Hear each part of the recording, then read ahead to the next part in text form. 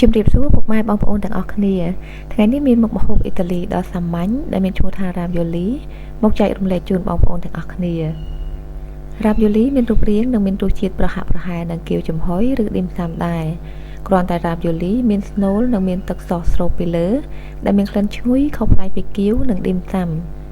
គេពិសារ៉ាវយ៉ូលីជាអាហារតាមពេលឬអាហារសម្រន់ថ្ងៃនេះខ្ញុំមានបង្ហាញជូនបងប្អូនពីរបៀបធ្វើសម្បករុំដោយខ្លួនឯងផងដែរតោះអញ្ចឹងចាប់ផ្ដើមចម្អិនមុខម្ហូបឲ្យឆ្ងាញ់នេះជាមួយគ្នា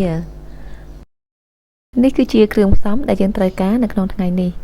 សម្រាប់ជីដែលនៅក្នុងគ្រឿងផ្សំអាចរកទិញបាននៅតាមផ្សារទំនើបរីឯសម្ភារៈសំខាន់ដែលគួរមានគឺដងលុញម្សៅដូចនេះឬបើសិនជាមានម៉ាស៊ីនធ្វើមីខ្នាតតូចនៅផ្ទះស្រាប់គឺកាន់តែមានភាពងាយស្រួលឥឡូវនេះយើងចាប់ផ្ដើមរៀបចំគ្រឿងផ្សំទាំងនោះដោយចាប់ផ្ដើមដំបូងពីការធ្វើសម្បករុំ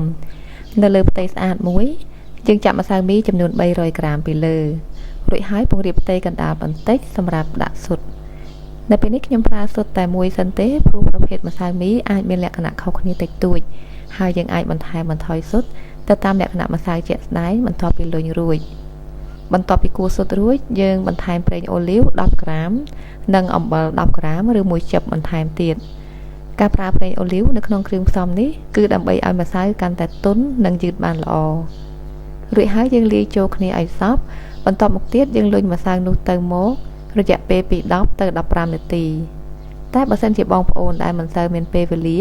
អាចប្រើសម្បករុំគាវស្រាប់ទិញពីផ្សារក៏បាន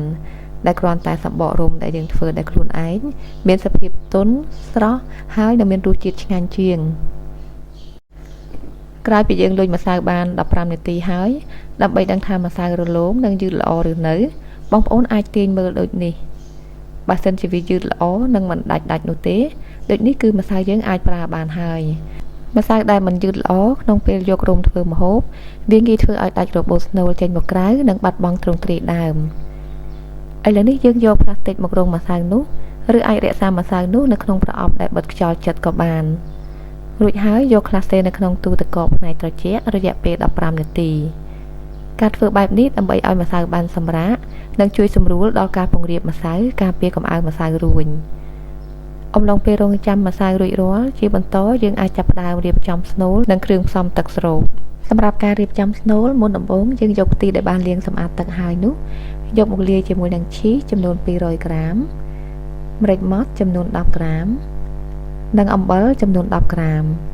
រួចយកមកកិនឬចិញ្ច្រាំឲ្យបានម៉ដ្ឋល្អសម្រាប់ទីនេះយើងអាចជំនួសឬប្រើរួមជាមួយនឹងស្ពៃពុយលេងសាឡាត់ផ្សិតកំប៉ុងផ្សិតទៀនឬបន្លែនិងសាច់ផ្សេងដូចជាសាច់ជ្រូកសាច់មាន់គ្រឿងសមុទ្រនិងតៅគួរជាដើមទៅតាមចំណូលចិត្តបន្ទាប់ពីចិញ្ច្រាំបានម៉ដ្ឋល្អដូចនេះហើយយើងទុកស្នូលនោះមួយឡែកសិន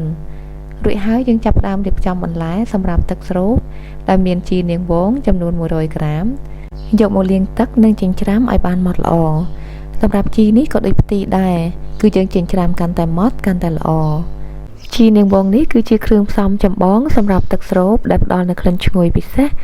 និងកាន់តែបញ្ចេញក្លិនឈ្ងុយបន្ទាប់ពីត្រូវកម្ដៅរួមជាមួយនឹងគ្រឿងផ្សំផ្សេងទៀតបន្ទាប់មកយកគ្រាប់ស្វាយចន្ទីមកបុកឲ្យបានម៉ដ្ឋល្អសម្រាប់គ្រាប់ស្វាយចន្ទីនេះបើបងប្អូនចង់ឲ្យមានក្លិនកាន់តែឈ្ងុយនិងស្រួយល្អ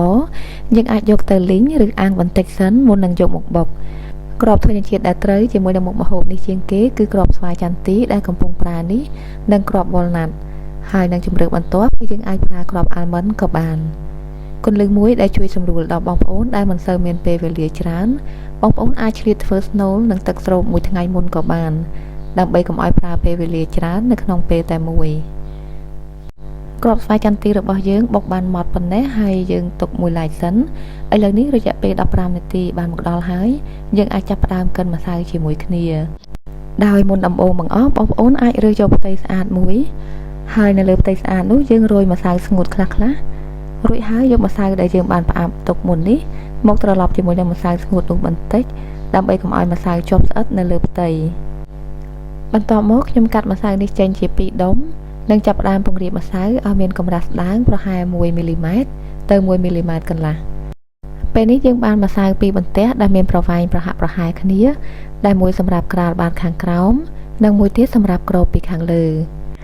បន្ទាប់មកយើងចាប់ផ្ដើមធ្វើការបំពេញស្នូលដែលស្នូលនេះគឺជាល្បាយនៃផ្ទីឈីសអំបិលនិងម្រេចដែលយើងយកមករៀបពីលើម្សៅឲ្យមានទំហំតូចឬធំទៅតាមចំណូលចិត្តដែលទុកគម្លាតស្នូលនីមួយៗប្រហែលជា3សង់ទីម៉ែត្របន្ទាប់ពីដាក់ស្នូលរួចហើយយកម្សៅមួយបន្ទះទៀតមកគ្របពីលើនិងសង្កត់ថ្នមៗដើម្បីឲ្យម្សៅខាំជាប់គ្នាល្អជាបន្តយើងយកពុម្ពដូចនេះមកកាត់ចេញជារាងតែបើមិនមានបងប្អូនប្រើពុម្ពអ្វីក៏បានដែលអាចកាត់ចេញជាទម្រង់ផ្សេងៗឬក៏អាចប្រើកាំបិតកាត់ជារាង4ជ្រុងរាងត្រីកោណឬរាងមូលទៅតាមការចូលចិត្តនៅពេលកាត់ម្សៅបងប្អូនអាចយកពុម្ពមកសង្កត់ម្សៅម្ដងមួយឲ្យដាច់ដូចនេះដើម្បីបានមុខកាត់នំដែលស្អាតនេះគឺជាចំណុចសំខាន់ដើម្បីឲ្យរ៉ាវីយ៉ូលីមានរាងស្អាតនិងហាប់ល្អហើយមិនរបើកស្នូលចេញមកក្រៅចំណែកម្សៅនៅជាដែលសល់ពីការកាត់យើងអាចយកមកកិនម្ដងទៀតនិងបន្តដាក់ស្នូលរហូតដល់អស់បន្ទាប់មកអាចយកចុងសមមកសង្កត់បន្ថែមដើម្បីឲ្យមានសោភ័ណភាពនិងដើម្បីបង្កើនការខាំជាប់គ្នានៃសម្បកផងដែរជាបន្តយើងដាំទឹក1លីត្រកន្លះឬក្នុងចំណុះដែលអាចពន្លិចរ៉ាវីយ៉ូលីបាននៅពេលដែលទឹកពុះយើងជ្រោយប្រេងអូលីវ1ស្លាបព្រាកាហ្វេចូលហើយការធ្វើដូចនេះគឺដើម្បីឲ្យរ៉ាវីយ៉ូលីរបស់យើងមានសម្បករលោងស្អាតនិងមិនស្អិតជាប់គ្នារួចហើយយើងបង់រ៉ាវីយ៉ូលីចូលនិងរង់ចាំរហូតដល់ពេលដែលរ៉ាវីយ៉ូលីអណ្ដែតឡើងទៅលើផ្ទៃទឹកនោះគឺបានន័យថាម្សៅនិងស្នូលគឺបានឆ្អិនល្អហើយគឺយើងអាចស្រង់ចេញដាក់នៅក្នុងចាននិងទុកមួយអន្លើសិនហើយជាចុងក្រោយយើងដាក់ខ្ទះឲ្យក្តៅល្មមរួចដាក់ប្រេងអូលីវចំនួន100មីលីលីត្របងប្អូនអាចបន្ថែមប៊ឺបន្តិចបន្តួចក៏បានដើម្បីបង្កើនក្លិនឈ្ងុយនិងបន្ទាប់មកយើងបន្ថែមខ្ទឹមសចំនួន50ក្រាមហើយលីងឲ្យឈ្ងុយបន្តិចសិនសិមយើងចាប់ផ្ដើមដាក់គ្រាប់ស្វាយចន្ទីដែលបានបុកហើយតែយើងដាក់តែចំនួនពាក់កណ្ដាលសិនទេនិងបន្ថែមជីនាងវងម្រេច1ចឹបនិងអំបិល15ក្រាមរួចហើយបន្តឆាដោយប្រើភ្លើងតិចៗដើម្បីកុំឲ្យឆាប់ខ្លោច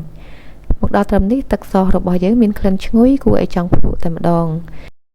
ជាបន្តយើងអាចបន្ថែមរ៉ាវីយ៉ូលីដែលស្រុះឆ្អិនអំបាញ់មិញចូលជាមួយទឹកសសរួចហើយយើងឆាទៅឆាមកឲ្យសព្វជាមួយនឹងទឹកសសប្រហែលជា1នាទីគឺជាការស្រេចហើយនៅពេលដែលបងប្អូនរៀបពិសាបងប្អូនអាចរោយគ្រាប់ចន្ទីដែលនៅសល់ពាក់កណ្ដាលពីលើនិងបន្ថែមជាមួយនឹងទឹកម្ទេសទៀតក៏បានទៅតាមចំណូលចិត្តតែបើសិនជាបងប្អូនដែលមិនទាន់សាករសជាតិរ៉ាវីយ៉ូលីអាចសាកល្បងចម្អិនទៅតាមរូបមន្តនេះក៏បាន